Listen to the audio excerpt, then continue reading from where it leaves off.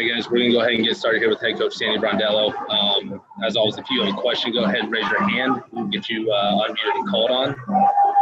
We can go down the line here. We will go ahead and start with Doug Feinberg, followed by Mark McClune. Go ahead, Doug.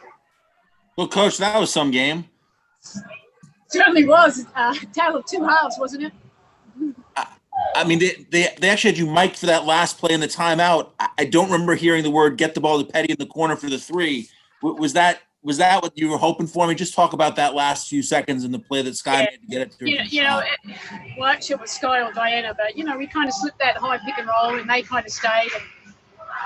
And Sky just made a play. Breezy screened the backside. I mean, that's what she was supposed to do in the play, but it was it was Sky first, Diana second, but Sky made a really good heads-up play. I mean, we didn't play great. The 3 days off really didn't suit us well. It took us a while to get into the game. And credit to Washington. I mean, they made us work. I mean, they made some shots, and we got going. Obviously, Diana got us going, and everybody got involved. But no bigger shot, than Shea Petty. So, as Breezy would say, my soul left me, but then it came back after that big shot. So I was very, very happy. I will go over to Mark McClune, followed by Howard McDowell.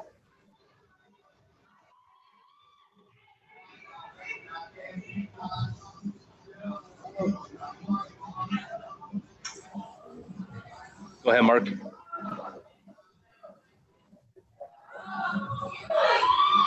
I will come back. Howard, go ahead, followed by Jeff Metcalf. Thanks a lot, Sandy. Congratulations on the win. Obviously, Skylar and Diana put up big numbers, but the player you did not take out tonight was Brianna Turner. Was that by design? Was that just simply knowing you needed 40 minutes from her in order to win this game?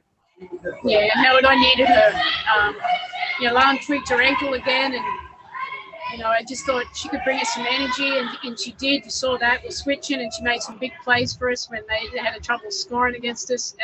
She was rebounding the ball. She's just a hard person to take out. And it's not that she's scoring the ball, but she does all the little things that sometimes don't show up on the stat sheet, although, with her, it's rebounding, block shots, setting screens. I thought, Kia couldn't take her out as well. It's going to be some tight bodies, but just happy we won. I will go over to Jeff Metcalf, followed by Cameron Cox. In the third quarter, you could see your team was getting more into the flow, kind of getting that rust off or whatever was affecting them in the first half. But you couldn't make any inroads there. But did you feel like you did some things in the third quarter that were some good signs that, you could pull this off in the fourth quarter? Yeah, no, definitely. I thought we played with a little bit more tempo when we could, and we were getting Dinah with the ball in her hands and putting her in pick and rolls and trying to attack the switching. We just, and then we started making shots. I said to the ESPN, my interview today, I said, you'll win this game if we make shots, and we didn't make shots in that first half. I mean, Diana and Skylar were 2 from 10, but we want the ball in their hands. We want them being aggressive. So, made some errors down the stretch, but look, playoff basketball, and we found a way with a lucky shot to win. So we'll take it. Hey, Coach, congratulations. No, thank you, Bryce. Followed by Brendan Clean. Hey, Coach, congratulations on the win. So the mic, when you were in the huddle, it picked you up saying, "Hey, don't worry, you'll have time." Is that what you meant by you have time to get off a pump fake like that and drain the shot? Yeah, I didn't want her to force if it wasn't there. I wanted to just make decisions because 6 seconds is a long time. So that's why it's like, okay, if we've got this, we have that. Then what's the second action? And then the third one wasn't with the player on the weak side that got Shea open. Sometimes, with 6 seconds, I think they have to just take the first shot, whatever the first action is. But we had enough time, and lucky time was on our side. We'll go Brendan Clean, followed by Danny Thompson. Sandy, they were getting offense from a lot of different places tonight, but it felt like, with Atkins in particular, Breezy was able to get a few blocks on switches on her. Was that a change in the game plan? Was it able to be executed more effectively, those switches? What was the key to defending those pick and rolls that kind of turned things around? We tried to hard hedge him at the start, and that was effective. But, Kia got a few fouls. And, when a little fatigue sets in, it was more like, okay, let's just, when they start using their play, we just pointed the screen and be ready to switch it. And Breezy, luckily Breezy was in a lot of those pick and rolls. And, her her time off the ground and to block some shots, she was fantastic. She changed some of their shots too, so which kind of helped us, and that's what allowed us to claw back into the game because we were able to get stops. At one stage, I thought every time they were left open, we didn't. We looked a little bit more fatigued from not playing, but we weren't closing out. We weren't, team defense all the time. But we got better. Obviously, we weren't great, but we found, we won the game, and we'll be better from just getting the rust away. Actually, so getting ready for Minnesota now. With Danny Thompson, followed by Erica. Coach Danny Thompson with the 3-point conversion. Great win tonight, by the way. What did you tell the team to start the fourth quarter? You were down. You have been down the majority of the game. It just seemed like the start of the fourth quarter, everybody seemed to have a extra step. Breezy was blocking shots. What did you tell the team in the huddle to start the fourth quarter? This is it.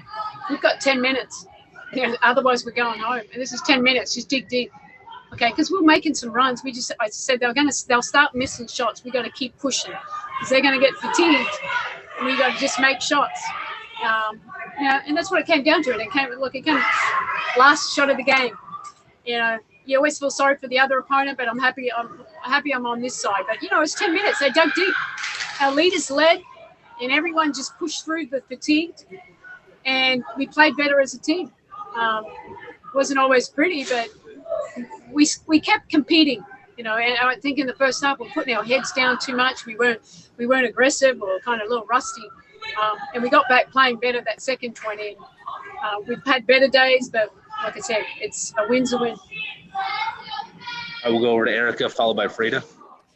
Hi, Coach. Congrats on the win. Wanted to ask you a little bit about Kia Vaughn. She had some foul trouble, but was able to keep in the game for you.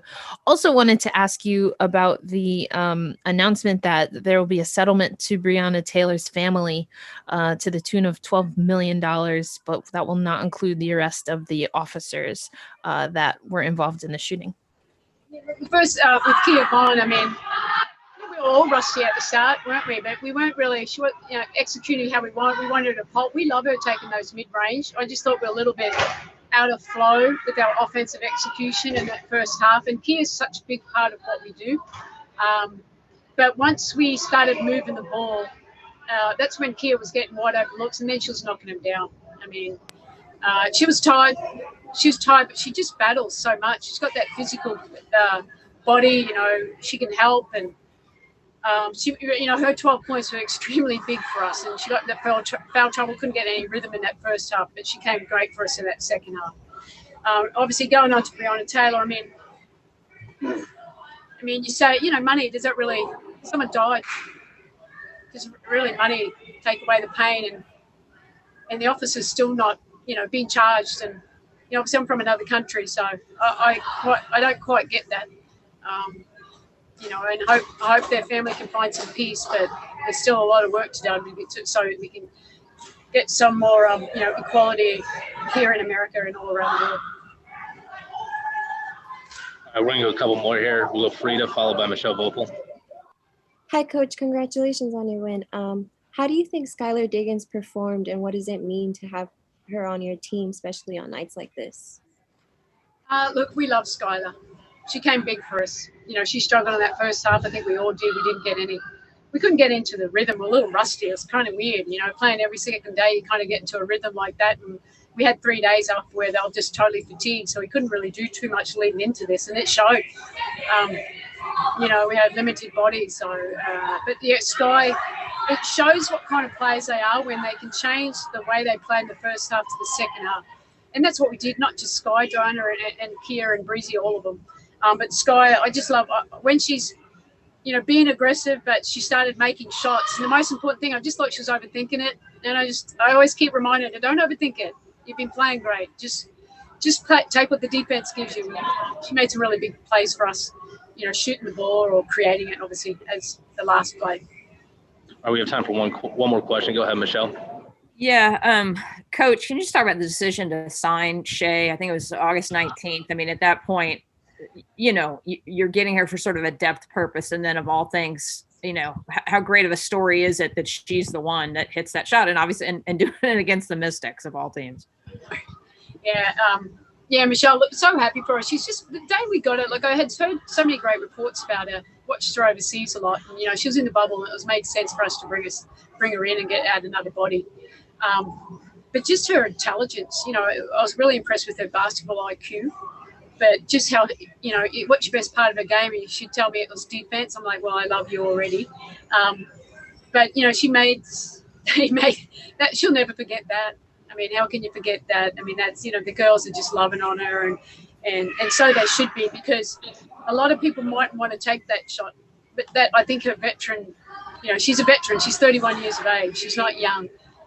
You know, took the moment and made the shot because she had to take the shot.